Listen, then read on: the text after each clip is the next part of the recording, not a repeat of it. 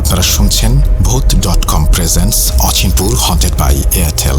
আর এবার আপনাদের যে খবরটি জানিয়ে দিতে চাই সেটি হচ্ছে যে এবার ভয়ের রাজ্য অচিনপুরে বন্ধুর সাথে হারিয়ে যেতে পারবেন আপনি এখনই, কারণ এয়ারটেল নিয়ে এসেছে স্পেশাল স্ট্রিমিং প্যাক অচিনপুর শুধুমাত্র আপনার জন্য। মাত্র 29 টাকায় 24 ঘন্টা আনলিমিটেড ইউটিউব স্ট্রিমিং করতে ভিজিট করুন মাই এয়ারটেল অ্যাপ অথবা ডায়াল করুন *4*029#। আমরা চলে যাচ্ছি আমাদের ঘটনায়। ঈদ মুবারক, ঈদ মুবারক, ঈদ মুবারক। আপনাদের সবাইকে পবিত্র ঈদ উল ফিতরের শুভেচ্ছা। আশা করছি আপনারা সবাই ভালো আছেন এবং ভালোর দলে আছেন।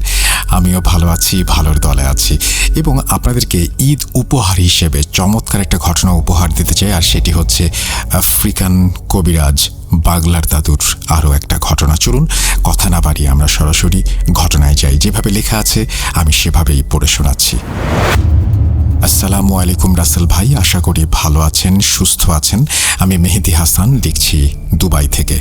রাসেল ভাই, আপনাকে অনেক অনেক ধন্যবাদ আমার পাঠানো ঘটনাগুলো আপনার কণ্ঠে পড়ে শোনানোর জন্য। সেই সাথে ধন্যবাদ জানাচ্ছি ভূত.com-এর মডারেটর গোলাম রাব্বি ভাই এবং অন্য সব মডারেটর এবং টিম মেম্বারদের। ভাই, আপনার নিশ্চয়ই মনে আছে বাগলা দাদু, লালা দাদু, মালির তান্ত্রিক গুরুর কথা, যাদের ঘটনা আত্মা ফেরানো জাদু এই প্ল্যাটফর্মে শুরু করার মাধ্যমে আমার জার্নি শুরু। আর ঘটনাটি আমি সংগ্রহ করেছিলাম আমার আফ্রিকান বন্ধু চুকসের কাছ থেকে। আজকের এই ঘটনাটিও আমি সংগ্রহ করেছি আমার বন্ধু চুকসের কাছ থেকে। এই ঘটনাটি পশ্চিম আফ্রিকার দেশ গাম্বিয়ার, যেখানে চুকসের বাড়ি। ঘটনা শুরু করার আগে আমি কিছু কথা বলে নিতে চাই। ভাইয়া, আপনি জানেন যে বাগলার দাদু অর্থাৎ চুকসের দাদু অনেক বড় একজন কবিরাজ। বাগলার দাদু ওনার মালিক তান্ত্রিক গুরুর সান্নিধ্য থেকে অনেক ভালো মানের একজন কবিরাজ হয়ে ওঠেন। কবিরাজি বিদ্যা থেকে শুরু করে অসংখ্য ঘটনার সাক্ষী হয়েছেন বাগলার দাদু।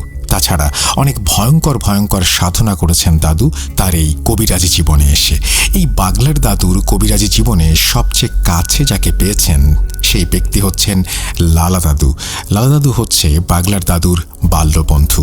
তিনিও দাদুর মতো একজন অভিজ্ঞ বড় কবিরাজ। তাছাড়া লালা দাদুর পরে যে ব্যক্তিটি বাগলার দাদুর সবচেয়ে কাছের কবিরাজ তিনি হচ্ছেন ইব্রাহিম দাদু। একটা কথা, আফ্রিকাতে যে জিনিস লক্ষ্য করা যায় সেটা হচ্ছে ওখানকার অনেক কবিরাজরা অনেক সময় একত্র হয়ে বিভিন্ন জাদু টোনা ও সমস্যার সমাধান করে থাকেন। গাম্বিয়া দেশের ভেতরে এই জিনিসগুলো আরও বেশি লক্ষ্য করা যায়। তো ওখানকার কবিরাজরা সমষ্টিগতভাবে যে কালো জাদু বা জাদুগুলো করে থাকেন তার ভেতরে সবচেয়ে ভয়ঙ্কর জাদু হচ্ছে সর্পবান, সর্পচালান এবং 15 কবিরাজের বান ইত্যাদি। আমি এখন আপনাদের সাথে বাগলা দাদুর ভয়ঙ্কর একটা অভিজ্ঞতার কথা বর্ণনা করব। ঘটনাটি বেশ বড় হয়ে যাচ্ছে। এই ঘটনার সাথে বাগলা দাদুর জানা গাম্বিয়ার কিছু প্রচলিত কিছু ভয়ঙ্কর ব্ল্যাক ম্যাজিক সম্পর্কিত তথ্য দেব এবং এই জাদু করার প্রক্রিয়া সম্পর্কে বর্ণনা করব ইনশাল্লাহ। ঘটনাটা শুরু করার আগে সবার কাছে একটা অনুরোধ, ঘটনা আমরা যেন বিনোদন হিসেবেই নেই। এটা চর্চা করা বা কালো জাদুর আশ্রয় নেয়া বা কাউকে এই ব্যাপারে উৎসাহ দেয়া থেকে বিরত থাকি, কেননা ব্ল্যাক ম্যাজিক মোটামুটি সব ধর্মে নিষিদ্ধ। তাছাড়া এটি শিরকের অন্তর্ভুক্ত। মূল ঘটনাটা শুরু করার আগে আমি বাগলার দাদুর ছোট একটা ঘটনা দিয়ে শুরু করতে চাই। এই ঘটনাটা অনেক ছোট, কিন্তু এই ঘটনাটা শুনলে আপনারা বুঝতে পারবেন বাগলার দাদুর বিদ্যা সম্পর্কে, যে তিনি জাদুবিদ্যায় কতটা শক্তিশালী। একবার বাগলার দাদু তার ক্ষেতে অন্যান্য শাকসবজির পাশাপাশি কিছু তরমুজ চাষ করেছেন। তরমুজ বড় হবার পরে উনি একসময় লক্ষ্য করেন ওনার ক্ষেতের সব তরমুজগুলো চুরি হয়ে যাচ্ছে। প্রথম উনি বিষয়টাকে পাত্তা দেননি, কেননা এলাকার ভেতর অনেক দুষ্টু ছেলে মেয়ে আছে এবং তারা একটু একটু করে এগুলো করে এবং সিরিয়াসলি ভাবার কোনো কারণ নেই এটা নিয়ে। বাগলা দাদু মানুষ হিসেবে অনেক উদার স্বভাবের মানুষ ছিলেন। প্রথম বিষয়টি পাত্তা না দিলেও একসময় বাগলার দাদু খেয়াল করেন ক্ষেত থেকে অনেক বেশি তরমুজ চুরি হচ্ছে, যা ওনাকে আর্থিকভাবে ক্ষতির সম্মুখীন করছে। দাদু এবার বিরক্ত হয়ে সিদ্ধান্ত নিলেন উনি এই তরমুজ চোর ধরবেন। কিন্তু চোর ধরতে গেলে পাহারা বসাতে হবে। এখন উনি পাহারা যে বসাবেন সেই সুযোগ ওনার নেই, কারণ সারাদিন খেতে অনেক খাটাখাটনির পাশাপাশি দিনে রাতে কবিরাজি করেন। আবার রাতে এসে ক্ষেত পাহারা দেওয়াটা অত্যন্ত দ্রূহ ব্যাপার। তো উনি চোর ধরার জন্য একটা ভিন্ন কৌশল অবলম্বন করেন। সেটা হচ্ছে বাগলার দাদু একদিন সন্ধ্যায় একটা জাল নিয়ে ওনার খেতে যান, তারপর মন্ত্র পড়ে জাল খেতে বিছিয়ে দিয়ে আসেন। পরদিন সকালে খেতে যেয়ে বাগলার দাদু দেখেন ওই গ্রামের কিছু দুষ্টু ছেলে সেই জালের ভেতরে আটকা পড়ে আছে। জালটা এমনভাবে তাদেরকে পেঁচিয়ে ধরে রেখেছে তারা নড়াচড়া করতে পারছে না। তখন বাগলার দাদু গ্রামের লোকদের ডেকে দেখান, দেখো এই দুষ্টু ছেলের দল রোজ রাতে আমার ক্ষেতের তরমুজ চুরি করে নিয়ে যায়। গ্রামের লোকজন সবাই তো ভীষণ অবাক দাদুর এমন জাদুর কেরামতি দেখে। যাই হোক, তারপর ওই ছেলেদের ভয় ভীতি দেখিয়ে ছেড়ে দেওয়া হয়। তাছাড়া তারা এমনিতে অনেক ভয় পেয়েছিল, কেননা তাদের বর্ণনা অনুযায়ী তারা যখন তরমুজ চুরি করার জন্য খেতে আসে, হঠাৎ করে তাদের কাছে মনে হলো কেউ তাদেরকে জাপটে ধরে ফেলেছে। ওরা প্রথম এটা ভেবেছিল যে বাগলার দাদু তার পরিবারের কেউ হবে, কিন্তু না, ওরা খেয়াল করে এটা একটা জাল। জালটা এমনভাবে ওদের পেঁচিয়ে ধরে ওরা ওখানে মাটিতে পড়ে যায়, আর সবাইকে এই একটি জাল পেঁচিয়ে ধরে রাখতে পারে। আর এভাবেই বাগলার দাদু জালের ওপর জাদু বিস্তার করে চোর ধরতে সক্ষম হন। এবার মূল ঘটনায় আসি। এই ঘটনাটি বেশি দিন আগের না, এটা 2022 সালের একদম প্রথম দিকে। তখন চুকস দুবাই থেকে ছুটি নিয়ে তার গ্রামের বাড়িতে গেছে ছোট চাচার বিয়ে উপলক্ষে। বাগলার দাদুর ছোট ছেলের বিয়ের বেশ আয়োজন করা হলো। ছোট ছেলের বিয়েতে কোনো ধরনের কৃপণতা করেননি বাগলার দাদু। বাড়িটা বেশ সাজিয়ে গুছিয়ে ঢাক ঢোল পিটিয়ে বিয়ে দিলেন ছেলেকে।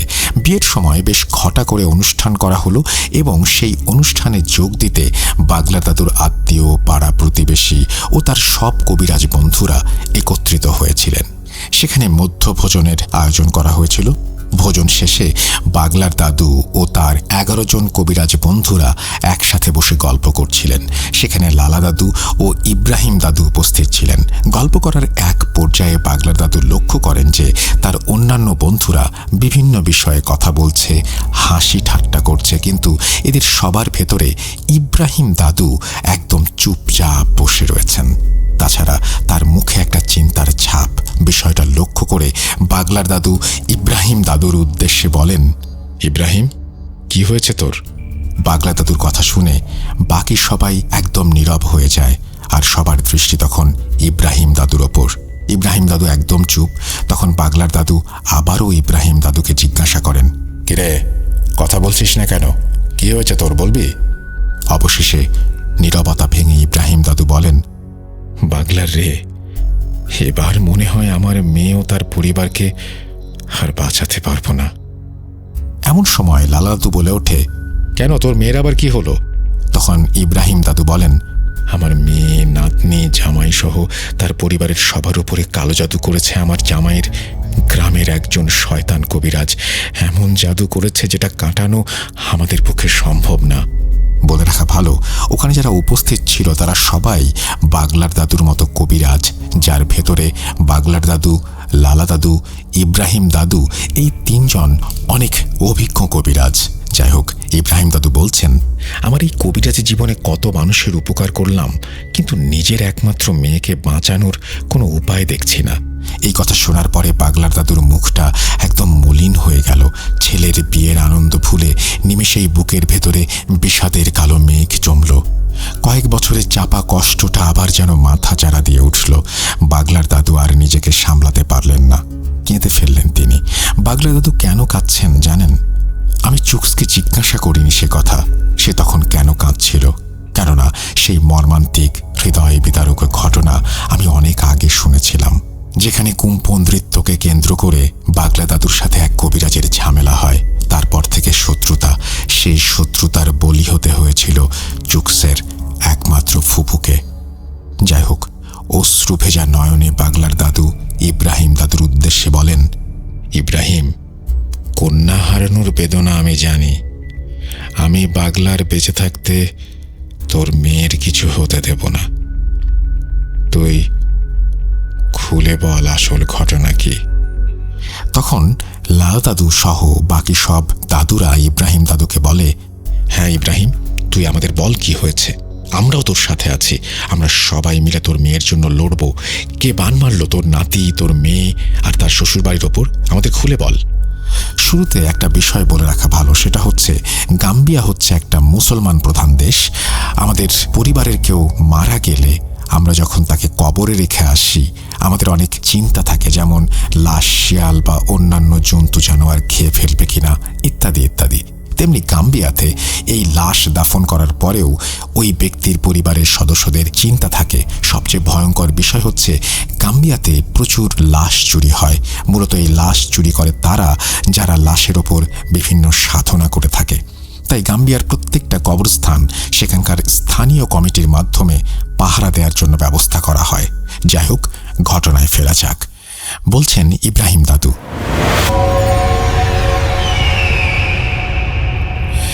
আমার মেয়ের জামাই কাশেম, তার কাজ হচ্ছে তাদের এলাকার একটা কবরস্থান পাহারা দেয়া। এই কাজ সে অনেক দিন ধরে করছে, কখনো কোনো সমস্যা হয়নি। 2020 সালে তার গ্রামের একজনের সাথে আমার মেয়ে জামাইয়ের বেশ ভালো সম্পর্কের তৈরি হয়। ধরুন তার নাম মার্কাস। এই মার্কাস ছিল একজন তান্ত্রিক গোছের মানুষ, যেটা একসময় কাশেম জানত। একদিন মার্কাস কাশেমকে বলে, কাশেম, তুমি চাইলে তোমাকে অনেক টাকা পয়সা দিতে পারি, যে টাকা দিয়ে তুমি তোমার পরিবারকে নিয়ে অনেক ভালো থাকবে। তবে এর বিনিময়ে তোমাকে একটা কাজ করে দিতে হবে। তখন কাশেম বলে, কি কাজ করে দিতে হবে?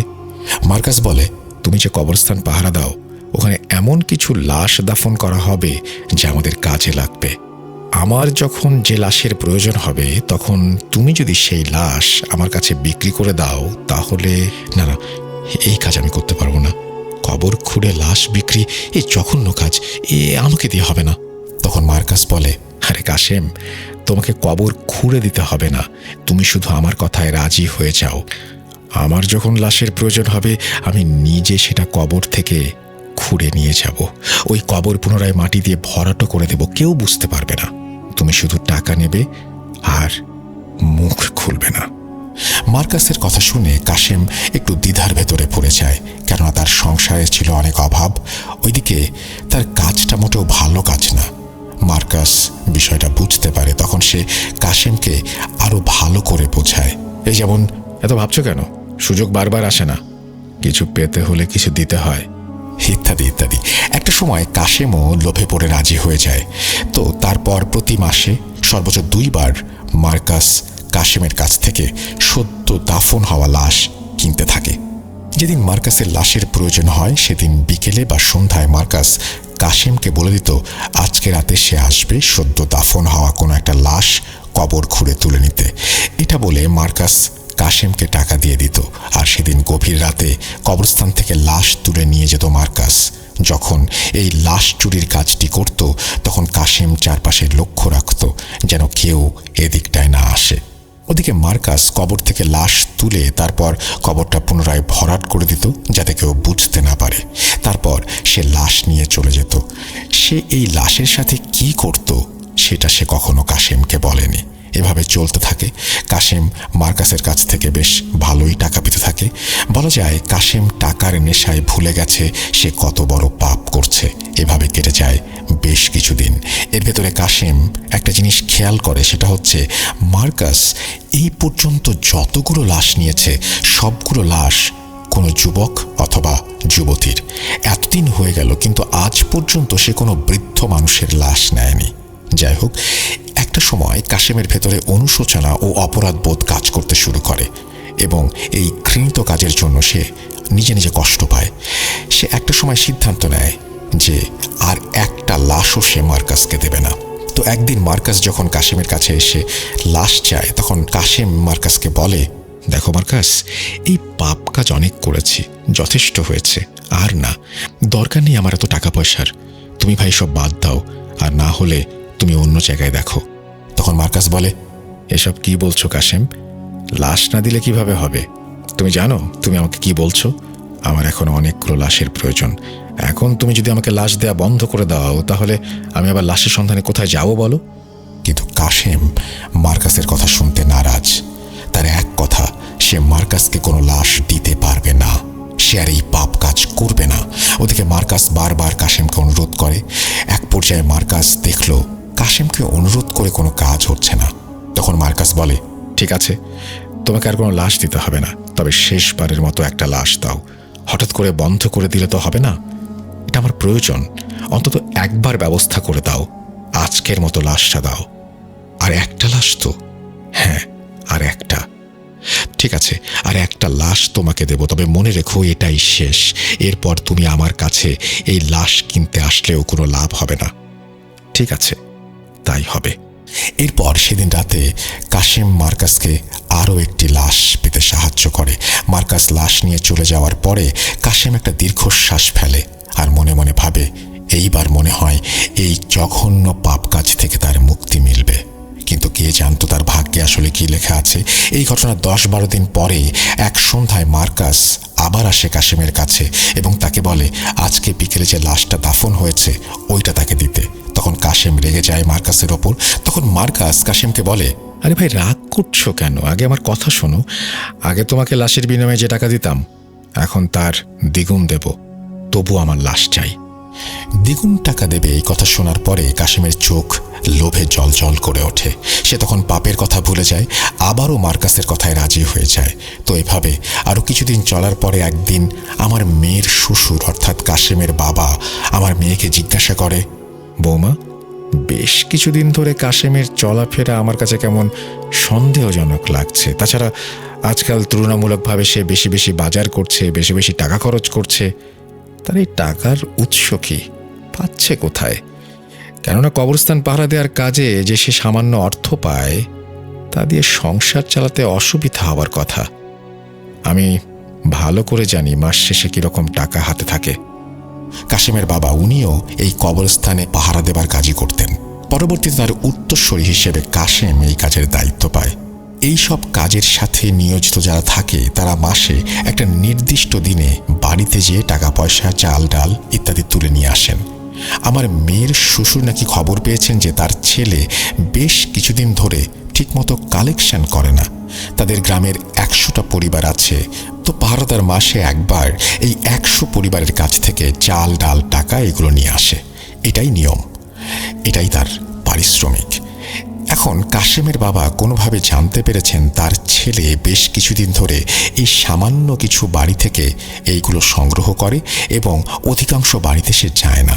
এটাই হচ্ছে সন্দেহের মূল কারণ। কেননা এই সকল বাড়িগুলো থেকে যদি সে টাকা না তোলে বা যে সামান্য টাকা সে তুলছে সেটা দিয়ে তার চলার কথা না। সে অন্য কোনো কাজ বা ব্যবসাও করে না। যাই হোক, শ্বশুর বলছেন, বৌমা, আমাকে বলো তো কাশেম আজকাল কোথায় যায়, কি করে? সে কি অন্য কোনো কাজ করছে এটার পাশাপাশি? তখন আমার মেয়ে বলে, বাবা, আমিও আপনার ছেলেকে জিজ্ঞাসা করেছি তার এই আয়ের উৎস কি। তখন সে আমার কথা এড়িয়ে গেছে আর আমাকে ধমক দিয়ে বলেছে, তুমি এসব জেনে কি করবে? তারপর আমি তাকে আর কোনো কিছু জিজ্ঞাসা করিনি। তখন আমার মেয়ের শ্বশুর বলে, নিশ্চয়ই সে কিছু একটা করছে। সে তো আর আশ্চর্য প্রদীপ পায়নি যে খসলেই দত্ত বেরিয়ে এসে টাকা দেবে। এই বলে কাশেমের বাবা চলে যান, কিন্তু তার মন কিছুতেই মানছে না। তিনি নানান চিন্তা করতে থাকেন ছেলেকে নিয়ে। যাই হোক, পরদিন কাশেম বাড়িতে এলে কাশেমের বাবা কাশেমকে ডাকে এবং তার কাছে জিজ্ঞাসা করে এত টাকা পয়সা সে কোথায় পাচ্ছে। কাশেম তার বাবাকেও কোনো কথার উত্তর দেয় না।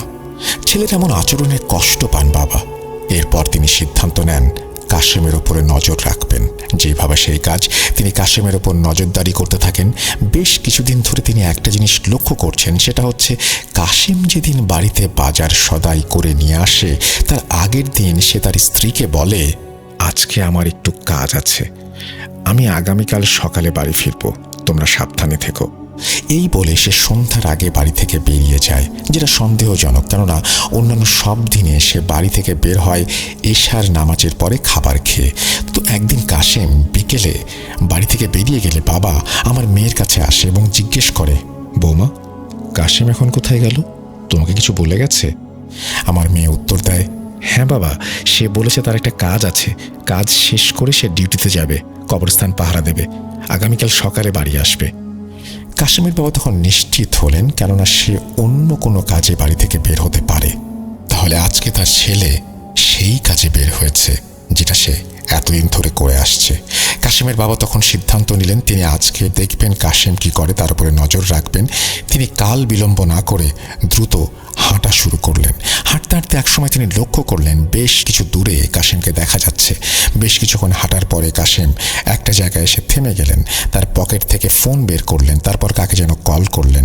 ওদিকে কাশেমের বাবা ছেলেকে দাঁড়িয়ে থাকতে দেখে নিজেকে আড়াল করে ফেললেন আর ছেলে কি করে সেটা দূর থেকে দেখতে লাগলেন। যাই হোক, কল করার 10 মিনিট পরে একটা লোক আসলো কাশেমের কাছে। তারপর কাশেমের সাথে কিছু কথা বলে কিছু টাকা পয়সা দিয়ে লোকটা চলে গেল। কাশেমের বাবা তখন আড়াল থেকে লোকটাকে দেখার পরে তার শরীরে যেন বিদ্যুতের শক খেলেন। তিনি লোকটাকে চিনে ফেললেন। আরে, এ তো শয়তানতান্ত্রিক মার্কাস। কালো জাদুর এমন কোনো অপকর্ম নেই যে মার্কাস করে না। তার ছেলে কেন এরকম একটা জঘন্য লোকের কাছ থেকে টাকা নিল? বিষয়টা তখন তার মনে বেশ নাড়া দিল। তিনি ভাবলেন, তাহলে কি তার সন্তান কাশেম এই তান্ত্রিকের সাথে লাশ কেনাবেচা করছে? না না, এ হতে পারে না। তার ছেলে এমন কাজ করতে পারে না। এর পেছনে অন্য কোনো কারণ আছে। তাকে দেখতেই হবে আসল ঘটনা কি ঘটছে। যাই হোক, ওদিকে টাকা পাওয়ার পরে কাশেম ভালো করে এদিক ওদিক দেখে নিল এবং সে টাকাটার বিষয়টা যেন কেউ বুঝতে না পারে এভাবেই বাজারের দিকে হাঁটা শুরু করলো। ওদিকে বাবা দূর থেকে তাকে অনুসরণ করতে থাকলো। ছেলের এমন কার্যকলাপ নিজ চোখে দেখে কাশেমের বাবা বুঝতে পারেন তার ছেলের অধপতন হয়েছে। ঈশার নামাজের পরে কাশেম বাজার থেকে ফিরে কবরস্থানের দিকে রওনা হলে তার বাবাও দূরত্ব বজায় রেখে পেছন পেছন আসতে থাকেন। বলে রাখা ভালো, সেদিন চাঁদের আলো ছিল। চুকস বলেছে আমাদের ওখানে পূর্ণিমার রাতে বেশ ভালো পরিষ্কার দেখা যায়। তারপর কাশেম কবরস্থানে পৌঁছে যায়। ওদিকে কাশেমের বাবা কবরস্থানের ওখানে একটা মোটা গাছের আড়ালে লুকিয়ে পড়লেন আর তার ছেলে কি করে সেটা লক্ষ্য করতে থাকলেন। ওখানে একটা ছোট ঘরের মতো করে বানানো ছিল, যার ভেতরে একটা খাটিয়া, কোদাল এবং বিভিন্ন জিনিস রাখা হয়। কাশেম সেই ঘরের তালা খুলে সেখান থেকে তার বসার চেয়ার ও একটা লাঠি নিয়ে বাইরে চলে এলো আর গেটের সামনে বসে পড়ল। তারপর সে ওখানে বসে বসে কবরস্থান পাহারা দেওয়ার কাজ করতে লাগলো। আর ওদিকে তার বাবা ছেলের ওপর নজর রাখছেন দূর থেকে। এভাবে কেটে যায় অনেক সময়। কাশেমের বাবার যেন অপেক্ষার প্রহর শেষ হয় না। তিনি মনে মনে প্রতিজ্ঞা করেছেন আজকের শেষ দেখেই তিনি ঘরে ফিরবেন। প্রয়োজনে সারা রাত ছেলের ওপর নজর রাখবেন। হঠাৎ মধ্যরাতে কাশেমের মোবাইলে একটা কল আসে। কাশেম মোবাইলে 1 মিনিটেরও কম সময় কথা বলে ফোনটা রেখে দেয়। তার ঠিক 5-7 মিনিট পর কাশেমের বাবা খেয়াল করেন মার্কাস এসেছে কাশেমের কাছে এবং তারা দুজন এদিক ওদিক দেখে সরাসরি চলে যায় সেই নতুন কবরটার কাছে, যেটাতে আজকে বিকেলে একটা লাশকে দাফন করা হয়েছে। কাশেমের বাবার আর বুঝতে বাকি রইল না কি হচ্ছে, কি করছে তার ছেলে। সে নিজের চোখকে বিশ্বাস করতে পারছে না। তার ছেলে এমন জঘন্য কাজ করতে পারে সেটা তিনি নিজের চোখে দেখবেন, কিছুতেই মেনে নিতে পারছেন না। ওনার ইচ্ছে করছে এখনই একটা লাঠি দিয়ে দুইজনকে পিটিয়ে ওইখানেই মেরে ফেলতে, কিন্তু উনি অনেক কষ্টে নিজেকে সংযত রাখলেন। একটা সময় মার্কাস কবর খোঁড়া শুরু করে। খুব দ্রুত কবর খুঁড়ছে সে। লাশটাকে কবর থেকে বের করে কবরটাকে আবারও আগের মতো করে গুছিয়ে রাখে। কেউ বুঝতে পারে না কবরটা খোঁড়া হয়েছিল। তারপর সে কাশেমের কাছে গিয়ে ফিস ফিস করে কিছু একটা বলে এবং কথা শেষ করে লাশটাকে কাঁধে নিয়ে হাঁটা শুরু করে। ওদিকে কাশেমের বাবা মার্কাসের পেছন পেছন যেতে থাকে খুব সাবধানে, যেন মার্কাস কিছুতেই বুঝতে না পারে। তারপর নির্জন জায়গায় এসে মার্কাস থেমে যায় আর লাশটা কাঁধ থেকে নামিয়ে মাটিতে রাখে। কাশেমের বাবা লুকিয়ে সব দেখছে। তারপর সে লাশটাকে নিয়ে কি করেছিল সেই ব্যাপারগুলো আমি এড়িয়ে যাচ্ছি। এর কিছুক্ষণ পরেই দুটো ভয়ঙ্কর প্রাণী সেখানে আসে। তাদের দেখে কাশেমের বাবার গলা শুকিয়ে যায়। তিনি দেখেন ওই দুটোর দেহ কাঠামো অনেকটা গরিলাদের মতো এবং মুখ হচ্ছে অনেকটা সূচালো, মুখ ভর্তি দাঁত। আরো ভয়ঙ্কর বিষয় হচ্ছে ওই দুটো প্রাণীর কোনো নাক নেই, পুরোটাই মুখ এবং মুখের জায়গা জুড়ে বিশাল এক গাল। চোখ দুটো জ্বলন্ত আগুনের মতো টকটক করছে আর হাত ভর্তি নখ, গায়ের রং কুচকুচে কালো। কাশেমের বাবা বুঝতে পারেন এইটা কোনো সাধারণ প্রাণী না, নিশ্চয়ই এ দুটো কোনো বদ জিন। এভাবে ভাবতে ভাবতে তিনি খেয়াল করেন যে মার্কাস সেখান থেকে উঠে একটু সরে দাঁড়ালো। সে সরে দাঁড়ানোর সাথে সাথে ওই জানোয়ার রূপী দুটি জিন লাশের উপরে ঝাঁপিয়ে পড়ল আর লাশটাকে খেতে শুরু করলো। এমন ভয়ঙ্কর দৃশ্য দেখে কাশেমের বাবার প্রাণ যায় যায় অবস্থা।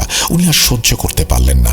পেছন ফিরে ওই জায়গা থেকে একটু দূরত্বে এসে এক দৌড় দিয়ে তিনি চলে গেলেন কাশেমের কাছে, সেই কবরস্থানে যেখানে কাশেম ডিউটি করছে। তিনি সেখানে পৌঁছেই বমি করে দিলেন। এদিকে কাশেম হঠাৎ করে বাবাকে এমন অবস্থায় দেখে ভূত দেখার মতো চমকে উঠল। সে একদম কিংকর্তব্য বিমূঢ়। একটা সময় তার ঘোর কাটে এবং সে বাবাকে ধরে ফেলে, কেননা তার বাবা বেশ অসুস্থ হয়ে পড়েছেন। কাশেম তার বাবাকে জিজ্ঞাসা করে, বাবা, এত রাতে তুমি এখানে কিভাবে এলে, আর কি হয়েছে তোমার? তখন বাবা তাকে বলেন, ওরে পাপী, তোর স্থান জাহান্নামে হবে। এটা তুই কি করছিস? আমার ভাবতেও ঘৃণা হয় আমার সন্তান এরকম জঘন্য কাজ করতে পারে। একথা শোনার পর কাশেম বেশ ঘাবড়ে যায়। সে কিছু বলে ওঠার আগে বাবা আবার বলে, আজকে সন্ধ্যা থেকে তুই যা যা করেছিস তার সব আমি জানি, এই নিজের চোখে দেখেছি। তুই জানিস তুই যে লাশটা মার্কাসকে দিলি সেটা নিয়ে সে কি করেছে? বকাঝকা চলতেই থাকে। এক পর্যায়ে তিনি ছেলেকে বোঝান এটা অনেক বড় পাপ কাজ, এখান থেকে ফিরে আসতে হবে তাকে। এরপর কাশেম তার ভুল বুঝতে পারে এবং বাবার কাছে ক্ষমা চায় আর প্রতিজ্ঞা করে জীবনে এমন কাজ আর সে করবে না। তখন তার বাবা বলে, আমি বুঝতে পেরেছিলাম তুই কোনো একটা অন্যায় কাজের সাথে নিজেকে জড়িয়ে ফেলেছিস, তারপর থেকে তোকে নজরে নজরে রাখছি। আজকে যদি আমি ছাড়া তো এই কর্মকাণ্ড অন্য কেউ দেখে ফেলতো তাহলে কি হতো বলতো? নির্ঘাত মৃত্যু। বাবা হিসেবে আমি এটা চাই না তুই কোনো খারাপ কাজ করিস, তোর সাথে খারাপ কিছু ঘটুক। তখন কাশেম বুঝতে পারে বাবা তাকে কত ভালোবাসে। কাশেম বাবাকে বলে, আজকের পর থেকে তুমি আমাকে যা বলবে আমি তাই শুনব, তুমি আমাকে বাঁচাও বাবা। বাবা বলেন, তুই মার্কাসকে বলবি তুই আর এই পাপ কাজ করবি না। সে যত লোভ লালসা দিক না কেন তুই তার কথা শুনবি না। কাশেম রাজি হয়ে যায় এবং সে বলে তার কাছ থেকে একটি লাশও আর মার্কাসের কাছে যাবে না, কারো কাছেই না। সে এটাও বলবে যে তাদের ব্যাপারটা শুধুমাত্র বাবা জেনেছে, গ্রামবাসীরা জানলে হয়তো দুজনকেই মেরে ফেলবে। ওদিকে মার্কাস কোনো কথা শুনতে নারাজ। সবকিছু বলার পরে সে বেগে বসল। যে করেই হোক না কেন, যে কোনো উপায়ে তার লাশ চাই, তাকে লাশ নিতেই হবে। এই নিয়ে তাদের ভেতরে তুমুল ঝগড়া হয়। এক পর্যায়ে মার্কাস কাশেমকে হুমকি দিতে থাকে এবং বলে যে তুমি যদি আমার কথা না শোনো তাহলে পুরো পরিবার নিয়ে তুমি বিপদে পড়বে। একসময় দুজনের হাতাহাতি মারামারিও হয় এবং কাশেম ছিল শক্তিশালী, সেজন্য মার্কাস বেশি মার খায় এবং তার একটা হাতও ভেঙে যায়। মারামারি চলাকালীন সময়ে গ্রামের কিছু লোক এসে তাদের মারামারি ঠেকিয়ে শান্ত করে এবং জিজ্ঞাসা করে তারা কেন মারামারি করছে। তখন দুজনেই বিষয়টা এড়িয়ে যায়। পরবর্তীতে লাশ না দিতে পারার কারণে মার্কাস কাশেমের পুরো পরিবারের ওপরে কালো জাদু করে, এমনকি আমার মেয়ে ও নাতনিকেও ছাড়েনি এই শয়তান তান্ত্রিক। বাগলা দাদু ইব্রাহিম দাদুকে জিজ্ঞাসা করে, মার্কাস কিভাবে, মানে কি জাদু করেছে তোর মেয়ের সাথে? তখন ইব্রাহিম দাদু বলে, লাশের জাদু। লাশের জাদু কথাটা শুনে উপস্থিত সব দাদুরা বলে ওঠে, কি লাশের জাদু? এই যে লাশের জাদু, সেই বিষয়ে একটু পরে আসছি। ইব্রাহিম দাদু বলছেন, আমার মেয়ে জামাই ও তার পরিবারের সবাই এখন অসুস্থ। খবর পেয়ে আমি ছুটে যাই। আমার মেয়েকে দেখতে গিয়ে দেখি আমার মেয়ে কিছু খেতে পারে না, ঘুমোতে পারে না, কোনো কাজ করতে পারে না, ঠিকমতো হাঁটাচলা করতে পারে না। সারাদিন নাকি তার পেটে শুধু ব্যথা করে। বাড়ির প্রত্যেকটা সদস্যের এক অবস্থা। আমি কাশেমের বাবার কাছে জিজ্ঞাসা করি, বেয়াই কি হলো এসব? কাশেম আমাকে সব কথা খুলে বলে। সব শুনে আমি কাশেমের সাথে অনেক রাগারাগিও করি, কিন্তু রাগারাগি করে তার কোনো সমাধান হবে না। তারপর আমি সবাইকে প্রতিশ্রুতি দেই যে আমি প্রাথমিকভাবে কিছু চিকিৎসা করবো, যেমন পানি পড়া দেয়া, এই সমস্ত কিছু আমি দিয়ে চলে আসি। আসার সময় তাদের বলে আসি আমি খুব শীঘ্রই একটা সমাধান করে ফেলবো ইনশাল্লাহ। এই বলে আমি তার বাড়ি থেকে চলে আসি এবং এক সংবাদ সংগ্রহকারী মুকবির জিনকে পাঠাই ওখানে তথ্য সংগ্রহের জন্য। তার কিছুক্ষণ পরে আমার জিন আমাকে একটা তথ্য দেয়, যেটা শোনার পরে আমি অনেক বেশি আতঙ্কিত এবং এই সমস্যার সমাধান আমার একার পক্ষে অসম্ভব। এই জন্য শত মন খারাপের পরেও আমি তোমাদের সাথে দেখা করার উদ্দেশ্যে বাগলারের ছেলের বিয়েতে উপস্থিত হয়েছি। আমি জানি তোমরা পারবে মেয়েটিকে বাঁচাতে। তখন লালা দাদু, বাগলার দাদু এবং উপস্থিত সব দাদুরা ইব্রাহিম দাদুকে বলেন, আমরা বহু আগে থেকে বিপদে আপদে একে অপরের সাথে ছিলাম। আমরা দলবদ্ধভাবে প্রত্যেকটা সমস্যার সমাধান যেভাবে করেছি আগামীতেও করব। আমরা এখন বৃদ্ধ হয়ে গেছি, আর কয়দিন বাঁচব, তবে জীবিত থাকতে আমাদের কোনো বন্ধুকে এভাবে বিপদে রাখব না। তোর জন্য আমাদের জান হাজির, তুই শুধু বল তোর মুখবির জিন তোকে কি তথ্য দিল। তখন ইব্রাহিম দাদু আবার বলতে শুরু করলেন, সেদিন রাতে আমার মুখবির জিন আমাকে জানায় যে মার্কাস কাশেমের পরিবারের ওপরে জাদুটি করেছে। তবে তার আগে ওই জিন দুটো সম্পর্কে একটু বলে রাখতে চাই, যারা লাশ খাচ্ছিল, যেটা কাশেমের বাবা দেখেছিল। তান্ত্রিক মার্কাস মূলত ওই জিনের মাধ্যমে অনেক শয়তানি কর্মকাণ্ড করে থাকে। ওই জিন দুটো হচ্ছে খবিশ জিন বা মুর্দাখোর জিন। ওরা অনেক শক্তিশালী। ওরা মার্কাসের হয়ে যে কোনো কাজ করে ফেলতে পারে, আর এই কাজের বিনিময়ে মার্কাস তাদেরকে মাসে 2 বার বা তার অধিক সময় মৃত ব্যক্তিদের খাদ্য হিসেবে উপহার দেয়। এখানে সবার একটা প্রশ্ন আসতে পারে, এই খবিশ জিন যদি অনেক শক্তিশালী হয়ে থাকে তবে তারা কেন নিজেরা কবর থেকে লাশ তুলে নিয়ে খায় না?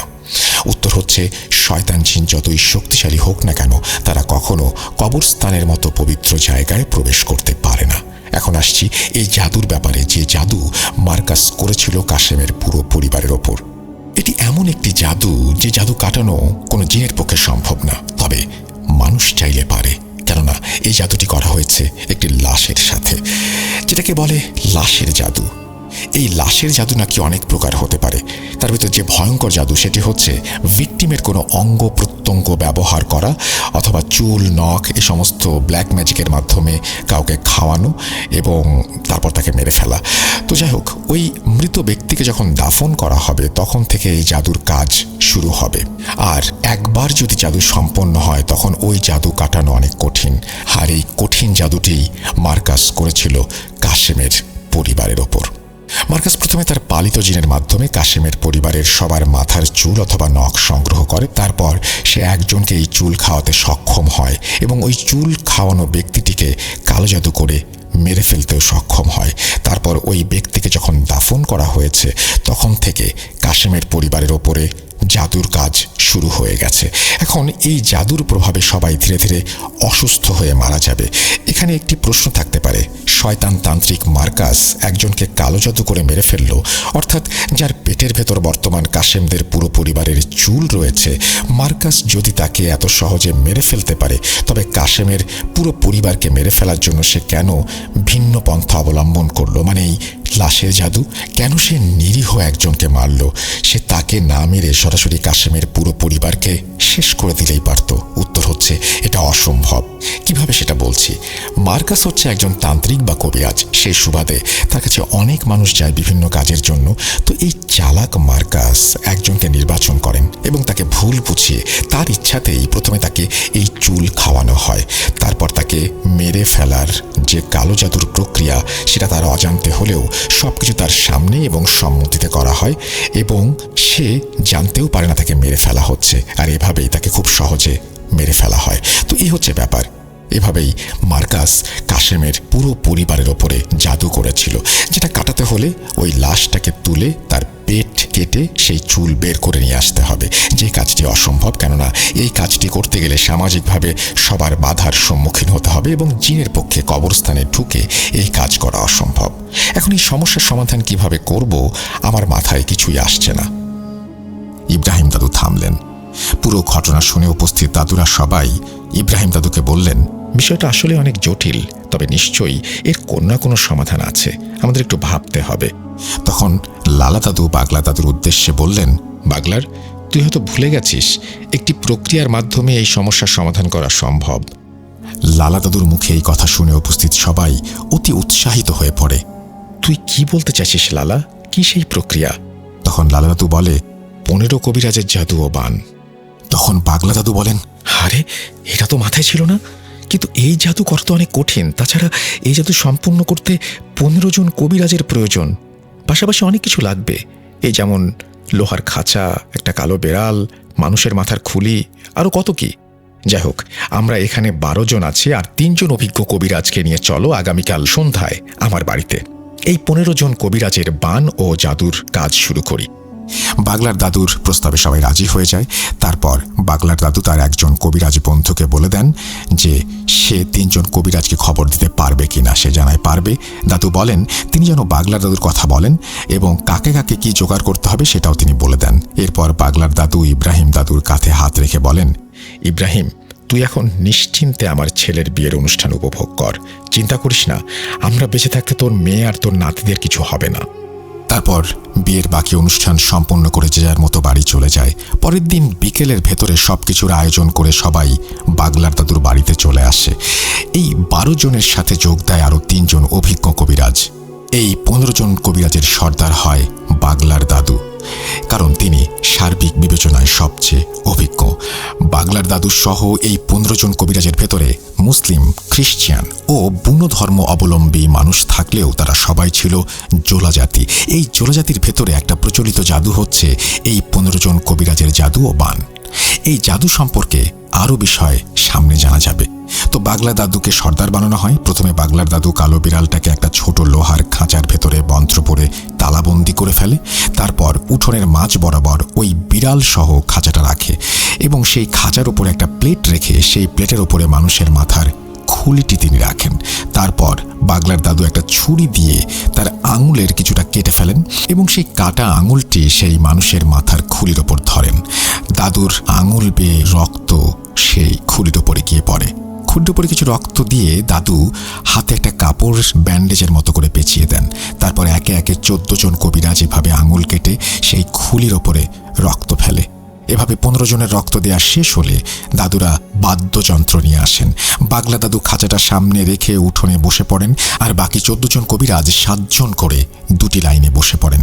ধরেন খাঁচাটা উঠোনের মাঝ বরাবর আছে। বাগলা দাদু বসেছেন খাঁচার সামনে পশ্চিম দিকে মুখ করে, আর এই 7 জন সদস্য 2 দলের এক দল বসেছে উত্তর দিকে মুখ করে এবং অন্য দল বসেছে দক্ষিণ দিকে মুখ করে। তাদের উভয়ের লাইন শুরু হয়েছে খাঁচার পশ্চিম পাশ থেকে। যাই হোক, এরপর সবাই এক ধরনের বাদ্য বাজাতে থাকে, গান গাইতে থাকে। তারা গান গাইছিল, সেটা মূলত ছিল জোলা সঙ্গীত। একটা কথা বলে রাখা ভালো, আমার পূর্বের ঘটনা আফ্রিকার কালো জাদু, যেখানে দেখা যায় নাইজেরিয়ার কবিরাজ সুরেলা কণ্ঠে গান গাইছে, সেই একই কাজ গাম্বিয়ার কবিরাজরাও করছে। আমি চুক্সকে জিজ্ঞাসা করেছিলাম এই গান গাওয়ার কারণ কি, আর আফ্রিকার সব দেশে কি এভাবেই জাদু করা হয়ে থাকে? চুক্স যে উত্তরটা দিয়েছিল সেটা হলো হ্যাঁ, এই আফ্রিকার প্রায় দেশের জাদু করার পদ্ধতি সমষ্টিগতভাবে, জাতিগতভাবে কোনো অনুষ্ঠান ও জাদুটনা করা থাকলে তারা গান বাজনার মাধ্যমেই সেটা করে থাকে। তাছাড়া অনেক সামাজিক ও ধর্মীয় অনুষ্ঠানগুলোতেও এই গান বাজনার আয়োজন করা হয়। যাই হোক, ঘটনায় ফিরে আসা যাক। বাগলার দাদু সহ সবাই তখন সুরেলা কণ্ঠে গান গাইছেন। মজার বিষয় হচ্ছে বাগলার দাদু এক লাইন গাচ্ছেন, সেটা শেষ হওয়ার পরে বাকিরা বাকি অংশটুকু গাচ্ছেন। এই গান চলে প্রায় ঘণ্টাখানেক। ততক্ষণে সূর্য ডুবে গেছে। সূর্য ডোবার পরে গান বাজনা শেষ করে ওনারা 15 জন কবিরাজ জাদু ও বানের প্রথম ধাপ শেষ করেন। এরপর দ্বিতীয় ধাপের জন্য প্রস্তুতি নিচ্ছেন সবাই।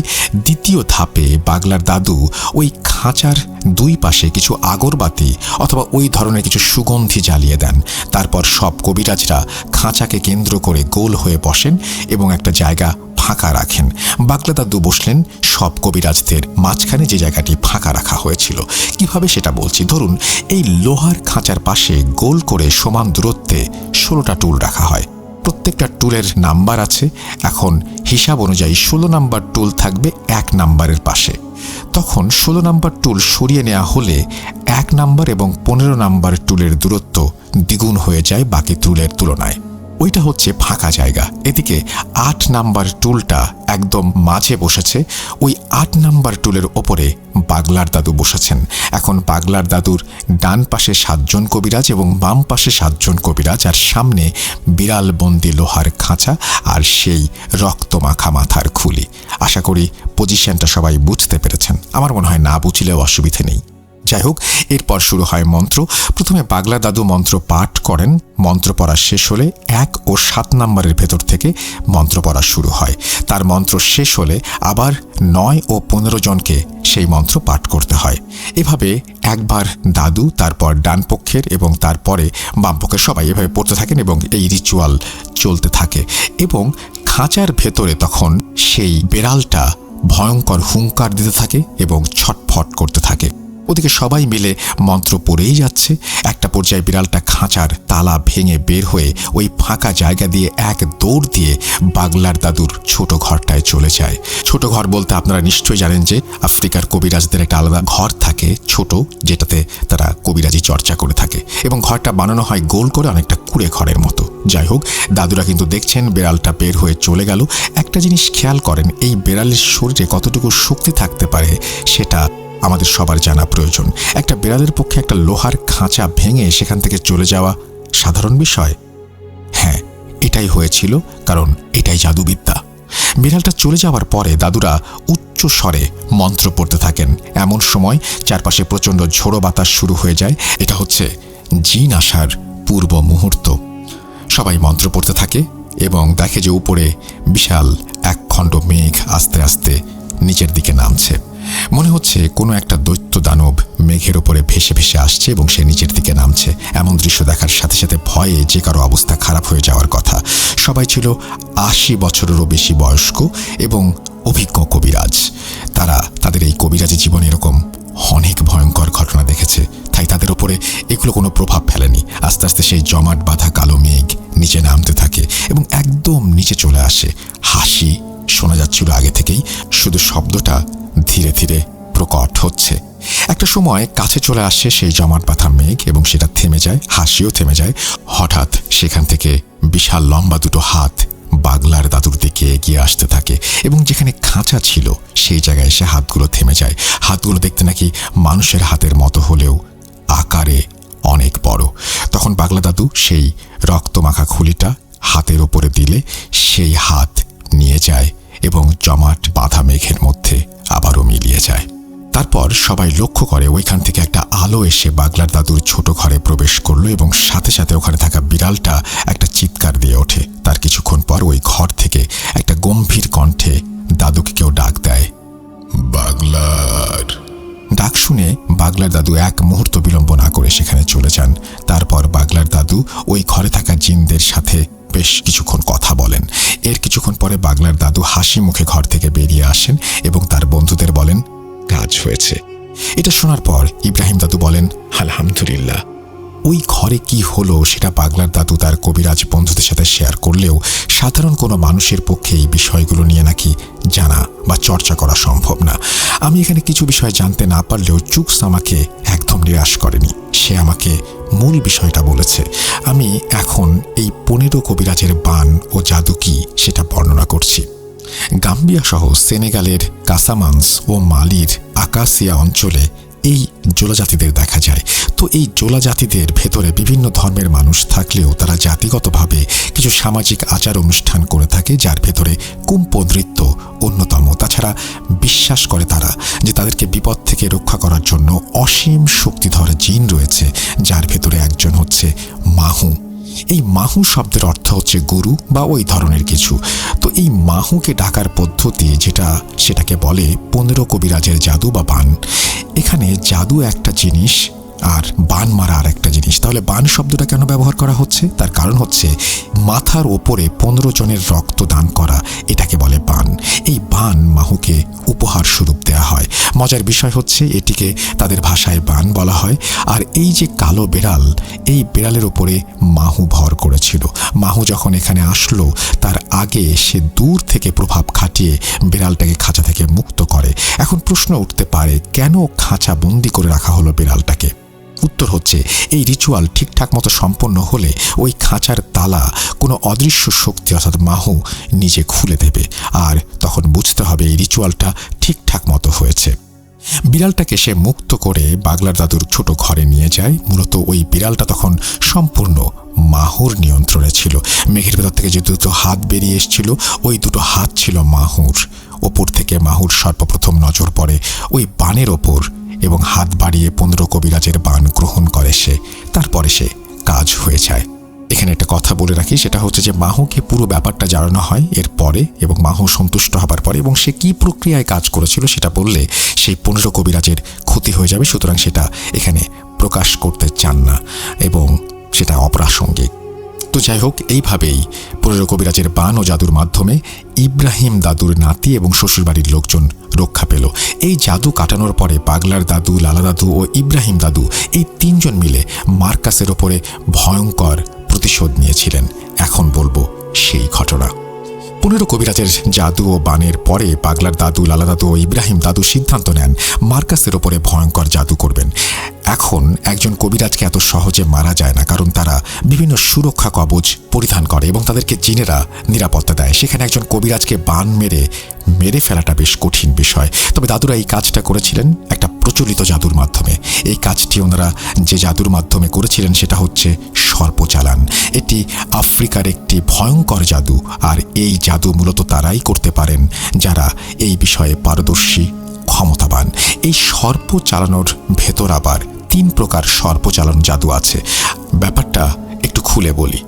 সরাসরি বিষাক্ত সাপ চালান দিয়ে জাদু। এই জাদু একটি সাপ ধরে তন্ত্র মন্ত্র পড়ে চালান দেয়া হয়। তবে এই জাদুটা ততটা ভয়ঙ্কর না, কেননা এটাতে সাপের বিষ নামানো সম্ভব। অর্থাৎ সাপ চালান দেবার পর সেই নির্দিষ্ট ব্যক্তিটিকে দংশন করে, তবে বিষ নামানো সম্ভব এই ক্ষেত্রে। এটি আফ্রিকার ভয়ঙ্কর সর্পচালান জাদু, অর্থাৎ দ্বিতীয় যে জাদুটি। এই জাদুটি করা হয় যেই পদ্ধতিতে, সেটি হলো কবিরাজরা প্রথমে বন জঙ্গল থেকে অনেকগুলো বিষাক্ত সাপ ধরে নিয়ে আসে। একজনের ওপরে সর্পচালান করতে হলে কমপক্ষে 8 থেকে 10টি বিষাক্ত সাপের প্রয়োজন। তারপর সেগুলোকে টুকরো টুকরো করে কেটে হাঁড়িতে গরম করে গরম পানির সাথে সেদ্ধ করা হয়। তারপর সেটার উপরে তন্ত্রমন্ত্র পড়ে জাদু প্রয়োগ করার ফলে সেই সাপ জ্বালানো ফুটন্ত গরম পানি থেকে আধা হাত সমান একটা সাপের জন্ম নেয়। তারপর এই সাপটি 7 দিনের জন্য আলাদা করে রাখা হয়। মূলত এই তন্ত্রমন্ত্রের ফলে সেখান থেকে এক ভয়ঙ্কর পিশাচ সাপের জন্ম হয় এবং সেই সাপটিকে চালান দেয়া হয়। এবং যে কবিরাজের ওপর চালান করা হয়েছে সে যদি কোনোভাবে জানতে পারে তার উপরে এই সর্প চালান করা হয়েছে, তাহলে শুধু এই সাপের থেকে বাঁচা সম্ভব যদি এই সাপের মোকাবেলার পদ্ধতি সে জেনে থাকে। তবে এর মোকাবেলা করার জন্য সবসময় খুব কম সময় পাওয়া যায়। এখন এই ব্যক্তি যদি এই সময়ের ভেতরে একটি জান বেটু দিয়ে গণ্ডি কেটে বসে পড়ে এবং তন্ত্রমন্ত্র পড়ে এবং একটি জিন হাজির করতে পারে, যেটি একটি ঈগল পাখির রূপ নিয়ে হাজির হবে, তখন ওই ঈগল পাখিরূপী জিন ওই চালান করা সাপটির কাছাকাছি আসার পরে সেটি ধরে নিয়ে যাবে। আর ওই সাপ ধরতে সাহায্য করে কবিরাজের কাছে থাকা জামবেটুর ভেতরে থাকা জিন। তৃতীয় পদ্ধতি। এই পদ্ধতির সর্পচালান হচ্ছে আফ্রিকার ইতিহাসের সবথেকে কঠিন এবং ভয়ঙ্কর সর্পচালান। এটি হাতে গোনা কয়েকজন কবিরাজ করতে পারে, তার ভেতরে পাগলার দাদু একজন। এটি যদি কারো ওপরে একবার চালান করা হয় তাহলে দুনিয়ার কোনো শক্তি নেই যে তাকে বাঁচাবে, একমাত্র সৃষ্টিকর্তা ছাড়া। তবে এই জাদুর সফলতার সংখ্যা খুব কম। তাছাড়া এই জাদু করার প্রক্রিয়াটা অনেক কঠিন বলে সেটি পারলেও সহজে কেউ এটা করতে চায় না। যাই হোক, পাগলার দাদু, ইব্রাহিম দাদু ও লালা দাদু এই 3 জন মিলে এই জাদুটি করেছিল মার্কাসের ওপরে। কি ছিল সেই জাদু? ইব্রাহিম দাদুর মেয়ের শ্বশুরবাড়ির সকলের ওপরে করা কালো জাদু কাটিয়ে পরবর্তীতে পাগলার দাদু, ইব্রাহিম দাদু এবং লালা দাদু পরামর্শ করেন তারা মার্কাসের ওপরে কি জাদু করবেন। সিদ্ধান্ত হয় সর্প জাদু করবেন। অমাবস্যার রাত 3 দাদু মিলে প্রথমে একটি বিষাক্ত সাপ ধরেন, তারপর সাপটিকে পিটিয়ে মারেন। এই সাপটিকে এমনভাবে পিটিয়ে মারা হয়েছিল যাতে ওই সাপের বিষ দাঁত ভেঙে না যায়, শরীরের কোনো অংশ বিচ্ছিন্ন না হয়ে যায়।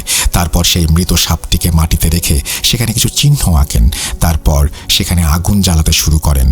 শুরু হয় যজ্ঞ, যা চলে ঘন্টার পর ঘন্টা।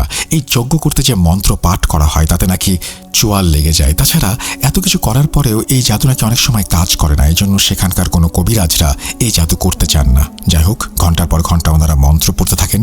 একটা সময় সাপটা নড়ে ওঠে এবং সেটা জীবিত হয়ে যায়। তখন ওই সাপটাকে চালান করে দেয় মার্কাসের ওপরে, আর সেই সাপটা মার্কাসকে দংশন করতে সক্ষম হয়। তারপর খোঁজ নিয়ে দেখা যায় সাপের কামড়ে মার্কাস মারা গেছে। এটাই ছিল সর্পচালান জাদু। অনেকে হয়তো ভাবছেন মৃত সাপ আবার জীবিত হলো কিভাবে? মূলত ওই সাপটা জীবিত না হলে ওই সাপের ভেতরে কোনো একটা পিশাচ বা ভয়ঙ্কর জিন ভর করে সেই সাপটিকে জীবিত করেছিল। সর্পচালান বাদেও সেখানে সাপ দিয়ে আরও অনেক ধরনের জাদু আছে, যেটা সর্পবান। যেমন একটি সাপের ওপর কালো জাদু করে মানুষ মেরে ফেলা। আরও অনেক অজানা বিষয় আছে যেটা আমি জানি না। এই ছিল ঘটনা। আমি চুক্সকে বলেছিলাম তোমার আত্মা ফেরানো জাদু ঘটনাটি ভূত.com এর লিসনারদের অনেক ভালো লেগেছে, তুমি প্লিজ এইরকম কোনো ঘটনা থাকলে আমাদের জানাও। তো চুক্স তারপর আমাকে এই ঘটনাটি বলে। এই ঘটনার সাথে আরও অনেক কিছু সে দেখেছে, তার দাদুর কাছ থেকে শুনেছে। প্রথমে বলতে রাজি হচ্ছিল না, পরে রাজি হয়ে যায়। কর্মব্যস্ততার কারণে বেশি একটা সময় বের করতে পারি না, জানি না কতটুকু গুছিয়ে লিখতে পারলাম। অনাকাঙ্ক্ষিত ভুল এবং ত্রুটির জন্য ক্ষমা চেয়ে নিচ্ছি। ঘটনাটি ভালো লাগলে শেয়ার করার অনুরোধ জানাচ্ছি। পাঠিয়েছেন Mehedi Hasan. Thank you very much Mehedi Hasan, আপনাকে অসংখ্য ধন্যবাদ এই চমৎকার ঘটনাটি শেয়ার করার জন্য। আমি বিশ্বাস করি এই ঘটনাটি আমাদের লিসেনারদের সবারই অনেক অনেক বেশি ভালো লেগেছে। আমরা আজকের মতো বিদায় নেব, তবে তার আগে ছোট্ট করে একটা খবর জানিয়ে দিতে চাই, আর সেটা হচ্ছে যে অচিনপুর সহ আপনার পছন্দের সব কন্টেন্ট ইউটিউবে আনলিমিটেড যদি আপনি স্ট্রিমিং করতে চান, তাহলে আপনার জন্য দরকার হচ্ছে এয়ারটেলের বেস্ট স্ট্রিমিং প্যাক।